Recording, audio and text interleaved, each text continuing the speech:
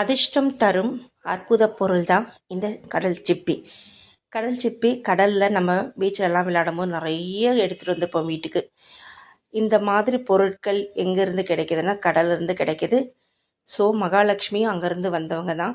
மகாலட்சுமிக்கு ரொம்ப ரொம்ப பிடித்த ஒரு பொருள் அப்படின்னா கடல்லேருந்து வந்த எல்லா பொருளுமே பிடிக்கும். சிப்பியும் அவங்களுக்கு ரொம்ப பிடிக்கும்.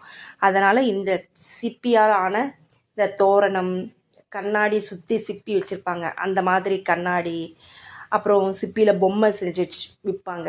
அந்த மாதிரி சிப்பியில் என்னெல்லாம் கிடைக்குமோ அதெல்லாம் உங்களால் முடிஞ்ச அளவுக்கு வாங்கிட்டு வந்து வீட்டில் தொங்க விடுங்க, மாட்டி விடுங்க, வீட்டில் வச்சுக்கோங்க, ஷோகேஸில் வச்சுக்கோங்க.